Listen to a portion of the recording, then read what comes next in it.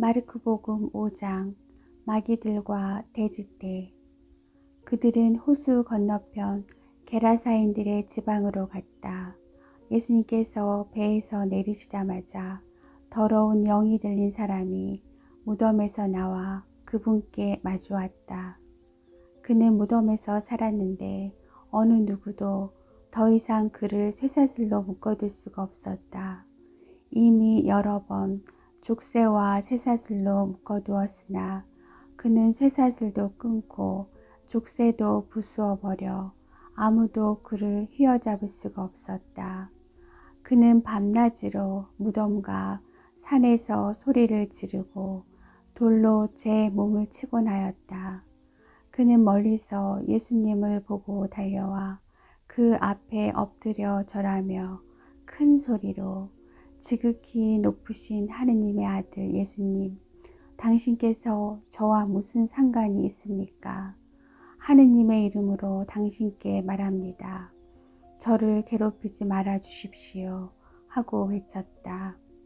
예수님께서 그에게 더러운 영아, 그 사람에게서 나가라 하고 말씀하셨기 때문이다.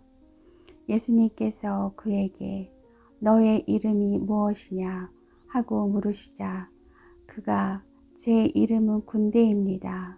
저희 수가 많기 때문입니다. 하고 대답하였다. 그러고 나서 예수님께 자기들을 그 지방 밖으로 쫓아내지 말아달라고 간곡히 청하였다. 마침 그곳 산쪽에는 노아 기르는 많은 돼지떼가 있었다. 그래서 더러운 영들이 예수님께 저희를 돼지들에게 보내시어 그 속으로 들어가게 해 주십시오 하고 청하였다. 예수님께서 허락하시니 더러운 영들이 나와 돼지들 속으로 들어갔다. 그러자 2,000마리쯤 되는 돼지떼가 호수를 향해 비탈을 내리달려 호수에 빠져 죽고 말았다. 돼지를 치던 이들이 달아나 그 고울과 여러 촌락에 알렸다. 사람들은 무슨 일이 일어났는지 보려고 왔다.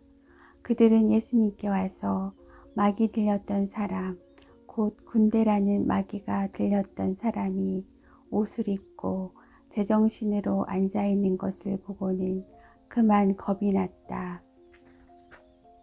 그 일을 본 사람들이 마귀 들렸던 이와 돼지들에게 무슨 일이 일어났는지 그들에게 이야기해 주었다. 그러자 그들은 예수님께 저희 고장에서 떠나 주십사고 청하기 시작하였다. 그리하여 예수님께서 배에 오르시자 마귀 들렸던 이가 예수님께 같이 있게 해주십사고 청하였다. 그러나 예수님께서는 허락하지 않으시고 그에게 말씀하셨다.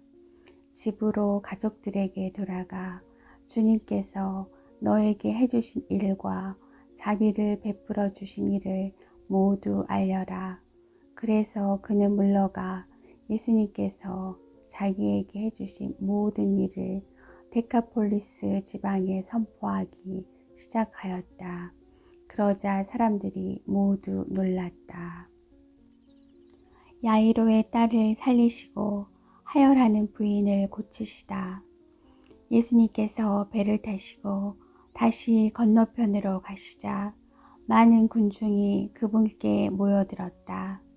예수님께서 호숫가에 계시는데 야이로라는 한 회당장이 와서 예수님을 뵙고 그분 발 앞에 엎드려 제 어린 딸이 죽게 되었습니다. 가셔서 아이에게 손을 얹으시어 그 아이가 병이 나아 다시 살게 해주십시오 하고 간곡히 청하였다. 그리하여 예수님께서는 그와 함께 나서시었다. 많은 군중이 그분을 따르며 밀쳐댔다. 그 가운데 12해 동안이나 하혈하는 여자가 있었다. 그 여자는 숱한 고생을 하며 많은 의사의 손에 가진 것을 모두 쏟아 부었지만 아무 효험도 없이 상태만 더 나빠졌다. 그가 예수님의 소문을 듣고 군중에 섞여 예수님 뒤로 가서 그분의 옷에 손을 대었다. 내가 저분의 옷에 손을 대기만 하여도 구원을 받겠지 하고 생각하였던 것이다. 과연 곧 출혈이 멈추고 병이 나은 것을 몸으로 느낄 수 있었다. 예수님께서는 곧 당신에게서 힘이 나간 것을 아시고 군중에게 돌아서시어 누가 내 옷에 손을 대었느냐 하고 물으셨다. 그러자 제자들이 예수님께 반문하였다. 보시다시피 군중이 스승님을 밀쳐대는데 누가 나에게 손을 대었느냐 하고 물으십니까? 그러나 예수님께서는 누가 그렇게 하였는지 보시려고 사방을 살피셨다. 그 부인은 자기에게 일어난 일을 알았기 때문에 두려워 떨며 나와서 예수님 앞에 엎드려 사실대로 다 아뢰었다. 그러자 예수님께서 그 여자에게 이르셨다. 딸아, 너의 믿음이 너를 구원하였다. 평안히 가거라. 그리고 병에서 벗어나 건강해져라. 예수님께서 아직 말씀하고 계실 때 회당장의 집에서 사람들이 와서는 따님이 죽었습니다. 그러니 이제 스승님을 수고롭게 할 필요가 어디 있겠습니까? 하고 말하였다. 예수님께서는 그들이 말하는 것을 곁에서 들으시고 회당장에게 말씀하셨다. 두려워하지 말고 믿기만 하여라. 그리고 베드로와 야고보와 야고보의 동생 요한 외에는 아무도 당신을 따라오지 못하게 하셨다. 그들이 회당장의 집에 이르렀다.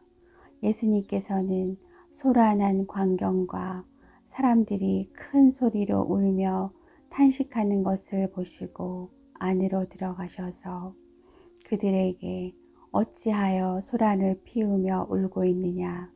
저 아이는 죽은 것이 아니라 자고 있다 하고 말씀하셨다. 그들은 예수님을 비웃었다. 예수님께서는 그들을 다 내쫓으신 다음 아이 아버지와 어머니와 당신의 일행만 데리고 아이가 있는 곳으로 들어가셨다. 그리고 아이의 손을 잡으시고 말씀하셨다. 탈리타 쿰, 이는 번역하면 소녀야, 내가 너에게 말한다. 일어나라 는 뜻이다. 그러자 소녀가 곧바로 일어서서 걸어 다녔다. 소녀의 나이는 12살이었다. 사람들은 몹시 놀라 넋을 잃었다. 예수님께서는 아무에게도 이 일을 알리지 말라고 그들에게 거듭 분부하시고 나서 소녀에게 먹을 것을 주라고 이르셨다. 마르코 복음 6장. 나자렛에서 무시를 당하시다. 예수님께서 그곳을 떠나 고향으로 가셨는데 제자들도 그분을 따라갔다. 안식일이 되자 예수님께서는 회당에서 가르치기 시작하셨다. 많은 이가 듣고서 놀라서 이렇게 말하였다. 저 사람이 어디서 저 모든 것을 얻었을까? 저런 지혜를 어디서 받았을까? 그의 손에서 저런 기적들이 일어나다니. 저 사람은 몫으로서 마리아의 아들이며 야고보, 요셉, 유다, 시몬과 형제간이 아닌가? 그의 누이들도 우리와 함께 여기에 살고 있지 않는가? 그러면서 그들은 그분을 못마땅하게 여겼다. 그러자 예수님께서 그들에게 이르셨다.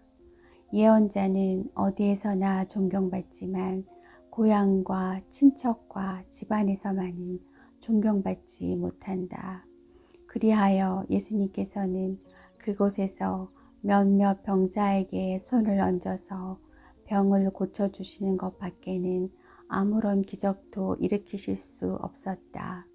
그리고 그들이 믿지 않는 것에 놀라셨다. 12 제자를 파견하시다. 예수님께서는 여러 마을을 두루 돌아다니며 가르치셨다. 그리고 12 제자를 부르시어 더러운 영들에 대한 권한을 주시고 둘씩 짝지어 파견하기 시작하셨다. 그러면서 길을 떠날 때 지팡이 외에는 아무것도, 빵도, 여행 보따리도, 전대의 돈도 가져가지 말라고 명령하시고 신발은 신되 옷도 2벌은 껴입지 말라고 이르셨다. 그리고 그들에게 말씀하셨다. 어디에서나 어떤 집에 들어가거든 그 고장을 떠날 때까지 그 집에 머물러라. 또한 어느 곳이든 너희를 받아들이지 않고 너희 말도 듣지 않으면 그곳을 떠날 때 그들에게 보이는 증거로 너희 발 밑에 먼지를 털어버려라. 그리하여 제자들은 떠나가서 회개하라고 선포하였다. 그리고 많은 마귀를 쫓아내고 많은 병자에게 기름을 부어 병을 고쳐주었다. 헤로데가 예수님의 소문을 듣다. 예수님의 이름이 널리 알려져 마침내 헤로데 임금도 소문을 듣게 되었다. 사람들은 세례자 요한이 죽은 이들 가운데에서 되살아난 것이다. 그러니 그에게서 그런 기적의 힘이 일어나지 하고 말하였다. 그러나 어떤 이들은 그는 엘리야다 하는가 하면 또 어떤 이들은 옛 예언자들과 같은 예언자다 하였다. 헤로데는 이러한 소문을 듣고 내가 목을 벤 그 요한이 되살아났구나 하고 말하였다. 세례자 요한의 죽음.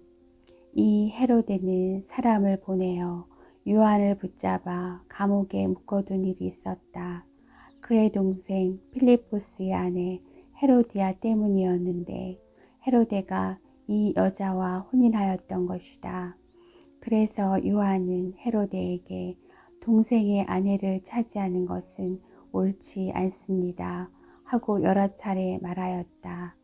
헤로디아는 요한에게 앙심을 품고 그를 죽이려고 하였으나 뜻을 이루지 못하였다. 헤로데가 요한을 의롭고 거룩한 사람으로 알고 그를 두려워하며 보호해 주었을 뿐만 아니라 그의 말을 들을 때 몹시 당황해 하면서도 기꺼이 듣곤 하였기 때문이다. 그런데 좋은 기회가 왔다. 헤로데가 자기 생일에 고관들과 무관들과 갈릴레아의 유지들을 청하여 잔치를 베풀었다. 그 자리에 헤로디아의 딸이 들어가 춤을 추어 헤로데와 그의 손님들을 즐겁게 하였다. 그래서 임금은 그 소녀에게 무엇이든 원하는 것을 나에게 청하여라. 너에게 주겠다 하고 말할 뿐만 아니라 너가 청하는 것은 무엇이든 내 왕국의 절반이라도 너에게 주겠다 하고 굳게 맹세까지 하였다. 소녀가 나가서 자기 어머니에게 무엇을 청할까요? 하자 그 여자는 세례자 요한의 머리를 요구하여라 하고 일렀다. 소녀는 곧 서둘러 임금에게 가서 당장 세례자 요한의 머리를 쟁반에 담아 저에게 주시기를 바랍니다 하고 청하였다. 임금은 몹시 괴로웠지만 맹세까지 하였고 또 손님들 앞이라 그의 청을 물리치고 싶지 않았다. 그래서 임금은 곧 경비병을 보내며 요한의 머리를 가져오라고 명령하였다. 경비병이 물러가 감옥에서 요한의 목을 베어 머리를 쟁반에 담아다가 소녀에게 주자 소녀는 그것을 자기 어머니에게 주었다. 그 뒤에 요한의 제자들이 소문을 듣고 가서 그의 주검을 거두어 무덤에 모셨다. 5,000명을 먹이시다. 사도들이 예수님께 모여와 자기들이 한 일과 가르친 것을 다 보고하였다. 그러자 예수님께서 그들에게 너희는 따로 외딴 곳으로 가서 좀 쉬어라 하고 말씀하셨다. 오고 가는 사람들이 너무 많아 음식을 먹을 겨를조차 없었던 것이다. 그래서 그들은 따로 배를 타고 외딴 곳으로 떠나갔다. 그러자 많은 사람이 그들이 떠나는 것을 보고 모든 고을에서 나와 육로로 함께 달려가 그들보다 먼저 그곳에 다다랐다. 예수님께서는 배에서 내리시어 많은 군중을 보시고 가엾은 마음이 드셨다. 그들이 목자 없는 양들 같았기 때문이다. 그래서 그들에게 많은 것을 가르쳐 주기 시작하셨다. 어느덧 늦은 시간이 되자 제자들이 예수님께 다가와 말하였다. 여기는 외딴 곳이고 시간도 이미 늦었습니다.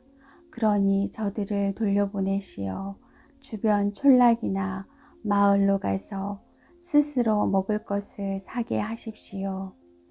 예수님께서 너희가 그들에게 먹을 것을 주어라 하고 이르시니 제자들은 그러면 저희가 가서 빵을 200데나리온치나 사다가 그들을 먹이라는 말씀입니까? 하고 물었다. 예수님께서 그들에게 너희에게 빵이 몇 개나 있느냐 가서 보아라 하고 이르셨다. 그들이 알아보고서 빵 5개 그리고 물고기 2마리가 있습니다 하고 대답하였다. 예수님께서는 제자들에게 명령하시어 모두 푸른 풀밭에 한 무리씩 어울려 자리 잡게 하셨다. 그래서 사람들은 100명씩 또는 50명씩 때를 지어 자리를 잡았다. 예수님께서는 빵 5개와 물고기 2마리를 손에 들고 하늘을 우러러 찬미를 드리신 다음 빵을 떼어 제자들에게 주시며 사람들에게 나누어 주도록 하셨다. 물고기 2마리도 모든 사람에게 나누어 주셨다. 사람들은 모두 배불리 먹었다. 그리고 남은 빵 조각과 물고기를 모으니 12광주리에 가득 찼다. 빵을 먹은 사람은 장정만도 5,000명이었다. 물 위를 걸으시다. 예수님께서는 곧 제자들을 재촉하시어 배를 타고 건너편 벳사이다로 먼저 가게 하시고 그 동안에 당신께서 군중을 돌려보내셨다. 그들과 작별하신 뒤에 예수님께서는 기도하시려고 산에 가셨다. 저녁이 되었을 때 배는 호수 한가운데 있었고 예수님께서는 혼자 무태에 계셨다. 마침 맞바람이 불어 노를 젓느라고 애를 쓰는 제자들을 보시고 예수님께서는 새벽녘에 호수 위를 걸으시어 그들 쪽으로 가셨다. 그분께서는 그들 곁을 지나가려고 하셨다. 제자들은 예수님께서 호수 위를 걸으시는 것을 보고 유령인 줄로 생각하며 비명을 질렀다. 모두 그분을 보고 겁에 질렸던 것이다. 예수님께서는 곧 그들에게 말씀하셨다. 용기를 내어라. 나다. 두려워하지 마라. 그러고 나서 그들이 탄 배에 오르시니 바람이 멎었다. 그들은 너무 놀라 넋을 잃었다. 그들은 빵의 기적을 깨닫지 못하고 오히려 마음이 완고해졌던 것이다. 겟네사렛에서 병자들을 고치시다. 그들은 호수를 건너 겟네사렛 땅에 이르러 배를 대었다. 그들이 배에서 내리자 사람들은 곧 예수님을 알아보고 그 지방을 두루 뛰어다니며 병든 이들을 들것에 눕혀 그분께서 계시다는 곳마다 데려오기 시작하였다. 그리하여 마을이든 고을이든 촌락이든 예수님께서 들어가기만 하시면 장터에 병자들을 데려다 놓고 그 옷자락 술에 그들이 손이라도 대게 해주십사고 청하였다. 과연 그것에 손을 댄 사람마다 구원을 받았다.